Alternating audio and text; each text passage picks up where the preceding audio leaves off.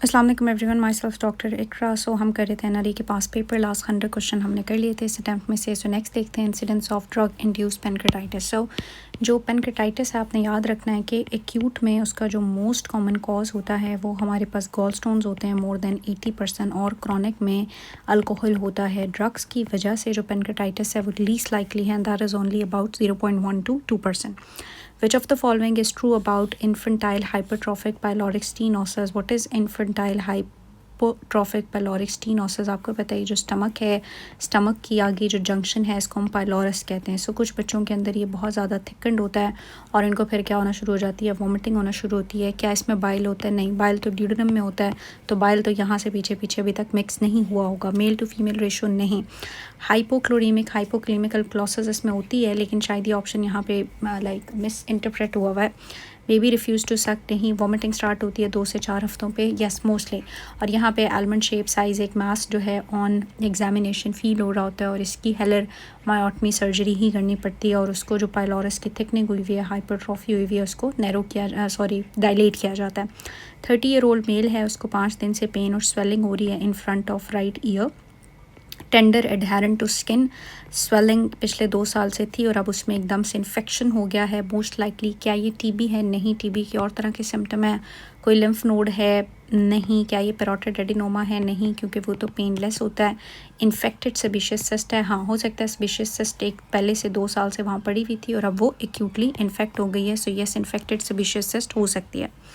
22 year old female जिसको sore throat है, fever है, splenomegaly, elevated WBC, atypical lymphocyte, positive heterophile antibodies, most likely diagnosis अगर इसके अंदर हम देखेंगे तो this is infectious mononucleosis. So क्या ये लिम्फोसाइट कोरियोमेनिंजाइटिस है? नहीं है। ये रुबेला भी नहीं है, पैराइन्फ्लुएंजा भी नहीं। ये जो बच्चों के अंदर आता है हमारे पास सॉर थ्रॉट के साथ यानी फेरेंजाइटिस के साथ, और एलिवेटेड सेल्स और एटिपिकल सेल्स, स्पेशली ये जो हेट्रोफाइल एंटीबॉडीज़ बताई हुई हैं, ये हमारे पास टिपिकल डायग्नोस्टिक होता है for infectious mononucleosis. A young man with mitral valve stenosis, उसको high grade fever हो रहा है with chills and joint X, diagnosed as infective endocarditis. So आपका जो एंडोकार्डियम है उसका जो इन्फेक्शन हुआ हुआ है, इसकी डायग्नोस्टिक चीज़ें 2 होती हैं वैसे। हमारे पास फीवर होता है और पेशेंट प्रेजेंट करता है मरमर के साथ। अब इसका ऑर्गेनिज्म जो है पूछा हुआ है, कॉजिंग, सो इसके डिफरेंट तरह के आंसर हैं। स्ट्रेप्टोकोकस तब होता है जब उसका रिसेंटली कोई GI या GU प्रोसीजर हुआ। स्टेफोरियस होता है IV ड्रग अब्यूज़र्स में। इंटेरोकोका अगेन गैस्ट्राइटिस वगैरह करता है। विरिडन यस। तो अगर किसी में पहले से ही वाल्व जो है वो डिफेक्टिव हो, जैसे इसमें ऑलरेडी माइट्रल वाल्व स्टेनोसिस है, सो इसमें मोस्ट लाइकली जो है स्ट्रेप्टोकोकस विरिडन कॉज करेगा। अच्छा, उसके बाद नेक्स्ट क्वेश्चन है which instrument is commonly use to remove foreign body. So कहीं पे भी फॉरेन बॉडी हो तो सक्शन से, तो हम कोई भी फ्लूइड हो तो उसको जो है वो सक किया जाता है। एंडोट्रेकियल ट्यूब तो सिर्फ आपके एयरवे की पेटेंसी को मेंटेन करने के लिए डाली जाती है। कैथेटर आपको पता है यूरिन री रिटेंशन को रिलीव करने के लिए, यूरिन आउटपुट को मेंटेन करने के लिए डाला जाता है। फॉर्सेप जो है वो एक ऐसी चीज़ है जिससे फॉरेन बॉडी रिमूव की जाती है। Which insulin is prefer for DKA। DKA के अंदर हमें रेगुलर इंसुलिन चाहिए होती है। रेगुलर इंसुलिन रैपिड होती है और वो इमीडिएटली जो भी हाइपरग्लाइसीमिया उसको करेक्ट कर देती है, ठीक है। तो हम रेगुलर देंगे। जो लेस्प्रो या NPH है ये इंटरमीडिएट एक्टिंग है। गार्डलिन बेजल है ये बहुत स्लो एक्टिंग है, और लेस्प्रो भी हम नहीं देते हैं। एक 54 ईयर ओल्ड मेल है, वो कोलैप्स हुआ, उसको बहुत ज़्यादा हेडेक हुआ। प्रीवियसली उसको हाइपरटेंशन थी, वार्फरिन ले रहा था। GCS4 है, डायलेटेड प्यूपिल हैं, और हेडेक के बाद कोलैप्स कर जाने का मतलब है कि कोई इसको इंट्रासेरेब्रल हेमरेज हुआ है। और चूँकि वो पेशेंट वार्फरिन पे था, वार्फरिन प्रॉन करता है for intracerebral haemorrhage. So intracerebral haemorrhage जो है वो नॉट दिस वाला इंट्राक्रैनियल हेमरेज जो है वो हुआ है पेशेंट को। एक पेल लेथार्जिक प्राइमी है, लास्ट सेमेस्टर में रिपोर्ट कर रही है कि उसको बहुत ज़्यादा इजीली फटीगेबिलिटी हो जाती है। हीमोग्लोबिन उसका कम है।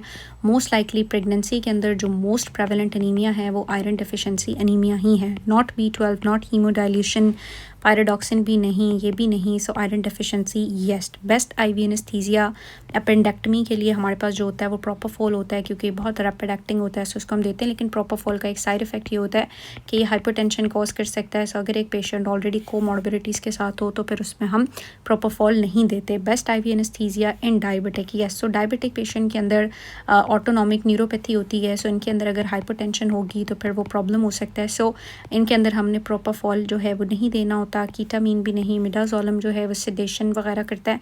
सो इटोमीडेट जो है ये एक प्रेफरेबल एनेस्थीसिया है जो हमने डायबिटिक पेशेंट के अंदर देना होता है।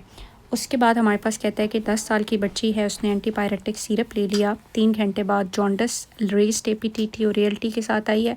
सो अगर कोई भी सिरप लेने के बाद लिवर फेलियर हो गया है तो मोस्ट लाइकली वो पैरासीटामोल ओवरडोज थी, क्योंकि paracetamol overdose within 24 hour liver failure cause करती है। देयरफॉर पेशेंट को जॉन्डिस है, रेस्ड एपीटीटी और ALT हैं, which is indicative of liver failure. This is not organophosphate, not venlafaxine, aspirin, not amitriptyline. It is most likely paracetamol overdose का case. एक lady है जो इनफर्टिलिटी ग्राम नेगेटिव डिप्लोकोकाई और म्यूकोपुरलुएंट discharge के साथ आ रही है। This gram negative cocci is Neisseria gonorrhoeae, और ये नाइजीरिया गनोरी PID करता है और PID आगे से इनफर्टिलिटी कॉज करती है। जो क्लमीडिया ट्रोकोमैटिस है वो मोस्टली सर्वसाइटिस वगैरह कॉज करता है, यानी लोअर UTI करता है और उसमें इनफर्टिलिटी नहीं होती, क्लॉस्ट्रीडियम भी नहीं, और बैक्टीरियल वेजिनोसिस जो है उसमें म्यूकोपुरलुएंट डिस्चार्ज नहीं होता। Which apoprotein is presented on LDL, LDL के ऊपर B100 होता है। इंक्रीज लिपिड सॉलिबिलिटी ड्रग की अगर होगी तो क्या होगा, अगर उसकी सॉलिबिलिटी इंक्रीज़ होगी तो वो ईजिली ब्लड ब्रेन बैरियर को क्रॉस कर लेगी, सो उसकी पोटेंसी इंक्रीज़ हो जाती है, लेकिन एफिकेसी इंक्रीज़ नहीं होती। एफिकेसी डिपेंड करता है कि वो किस तरह से रिसेप्टर के साथ इंट्रैक्ट करेगी, सो एफिकेसी इंप्रूव नहीं होगी। Where is inguinal canal located, तो हम कहते हैं कि जी ये प्यूबिक सिम्फिसिस है हमारे पास, और उसके बाद ये एंटीरियर सुपीरियर आइलेक्स सुपाइन है, ये इंग्वाइनल लिगामेंट है।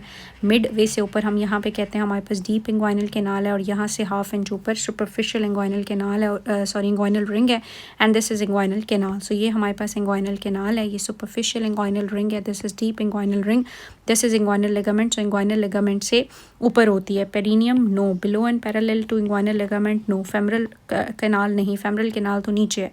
Just above and parallel to medial half of inguinal ligament, yes inguinal ligament की मीडियल हाफ से ऊपर की तरफ होती है। So this is the right answer. Mechanism of action of losartan, so ये जो लो सार्टन, बेल सार्टन, कैंडी सार्टन है, ये हमारे पास एंजियोटेंसिन रिसेप्टर ब्लॉकर होती हैं। सो एंजियोटेंसिन रिसेप्टर्स को ब्लॉक करती हैं, so they block angiotensin from its receptor, yes. क्या ये बीटा ब्लॉकर है? नहीं। ये रास को एक्टिवेट करती हैं? नहीं। एल्डोस्टेरोन रिसेप्टर्स को ब्लॉक करती हैं? नहीं। ये बल्कि एंजियोटेंसिन रिसेप्टर्स को ब्लॉक करती हैं। The sperm count below which leads to male infertility, male infertility होती है WHO के मुताबिक बिलो 20 मिलियन के ऊपर, हम उसको ओलिगोस्पर्मिया कहते हैं, और ओलिगोस्पर्मिया क्या कॉज कर सकता है? मेल इनफर्टिलिटी कर सकता है। Mail with benign prosthetic hyperplasia and Parkinson can be treated with, अब बिनाइन प्रोस्थेटिक हाइपरप्लेजिया उसने वैसे लिख दिया हुआ है, पार्किंसन का जो भी पेशेंट है उसको कार्बिडोपा प्लस लिवोडोपा देते हैं हम। सो लिवोडोपा बेसिकली हमारे पास डोपामीन एगोनिस्ट है, और कार्बिडोपा इसलिए दिया जाता है ताकि लिवोडोपा जो है वो पेरीफ्री में कहीं यूज़ ना हो जाए और वो जाके सेंट्रली ही काम करे। Young tall male, long arm finger, sudden chest pain, blood pressure, this lens dislocation most likely. So ये जो हमारे पास जो है वो बड़े बड़े लंबी लंबी फिंगर्स होती हैं, लेंस डिसलोकेशन होती है, और सडनली जो है वो चेस्ट पेन के साथ आता है, ये न्यूमोथोरैक्स को इंडिकेट करता है। और ये हमारे पास जो है वो सो ये हमारे पास किसके अंदर हो रहा होता है? ये होता है एहलर-डैंडल सिंड्रोम के अंदर, ठीक है। जो एकॉन्ड्रोप्लेजिया है उसमें ऐसा नहीं होता। ऑस्टियोजेनेसिस इम्परफेक्टा में ब्रिटल बोन्स और ब्लू स्क्लेरा होता है, और मार्फन के अंदर, अब यहाँ पे ना मैं वैसे टू बी ऑनेस्ट थोड़ी सी खुद कंफ्यूज हो जाती हूँ। सो क्वेश्चन 120 को हम जाके देखेंगे। एहलर-डैंडल सिंड्रोम और मार्फन सिंड्रोम जो है ना, ये मुझे भी थोड़ा सा कंफ्यूज करता है। डजंट मीन मैं नालायक हूँ या आप कंफ्यूज होते हो, डजंट मीन आप नालायक हो, थोड़ी बहुत कन्फ्यूजन समटाइम हो ही जाती है। तो एक में इलास्टिसिटी फ्रेजाइलिटी होती है और एक में साथ में ये लेंस डिसलोकेशन होती है। सो ये हम नीचे जाके देखते हैं। Standard recommended treatment for child with measles, अब मीजल्स में वैसे तो हम सपोर्टिव मेजर्स ही करते हैं, पैरास्टामोल और बेड रेस्ट वगैरह, लेकिन साथ में जो है विटामिन A ओरली दिया जा सकता है, वो हेल्प करता है। Patient with humeral fracture, loss of wrist flexion, thenar wasting, loss of sensation over the lateral 2/3। अब आपकी लेट सपोज कि ये क्या है? हाथ है, वैसे मेरी ड्राइंग बहुत बुरी है, तो ये जो हमारे पास लेटरल 2/3 है इसको पाम की तरफ मीडियल नर्व सप्लाई करती है, और ये जो हमारे पास मीडियल टू 1/3 है, this side and opposite side इसको अल्नर नर्व करती है, और मीडियन के ऑपोजिट अगर हम डॉर्सम पे देखेंगे तो वहाँ रेडियल नर्व सप्लाई करती है। सो लेटरल 2/3 पे अगर चली गई है सप्लाई तो मोस्ट लाइकली जो नर्व डैमेज हुई है वो हमारे पास मीडियन नर्व डैमेज हुई है। ब्लड गैसेस ऑब्टेन की थी 58 ईयर ओल्ड पेशेंट की। अगर हम पीएच देखेंगे तो पीएच हमारे पास क्या है, ज़्यादा है। So this is basically alkalosis. Number 2 हम कार्बन डाइऑक्साइड देख रहे हैं। कार्बन डाइऑक्साइड जो है वो लो है या नियरली ऑलमोस्ट नॉर्मल ही है। और अगर हम बाइकार्बोनेट देखेंगे तो वो काफ़ी ज़्यादा है। सो बाइकार्बोनेट इज़ अ बेस और पीएच भी ज़्यादा है एंड बाइकार्बोनेट दी रेंज है। So this is metabolic alkalosis. किसी सेपरेट वीडियो में मैं आप लोगों को ये इंटरप्रेट करना सिखाऊंगी कि हम इनको किस ट्रिक से इंटरप्रेट करते हैं ना सेपरेट वीडियो, यहाँ पर ये बहुत लेंथी हो जाएगा। Most common cause acute tonsillitis. So acute bacterial tonsillitis का जो मोस्ट कॉमन कॉज होता है वो हमारे पास स्टेफ ऑरियस ही होता है। उसके बाद नेक्स्ट अगर हम देखेंगे मोस्ट कॉमन HCV जीनोटाइप जो कि पाकिस्तान के अंदर पाई जाती है तो वो जीनोटाइप 3 पाई जाती है। ठीक है। नेज़ोफेरेंजियल कैंसर किसके साथ एसोसिएटेड होता है? एप्स्टेन बार वायरस के साथ nasopharyngeal cancer, Hodgkin and non Hodgkin lymphoma जो हैं वो एसोसिएटेड होते हैं। एक 5 साल के बच्चे को जनरलाइज एडीमा है और 24 आवर्स में इसको प्रोटीन यूरिया भी हो रहा है।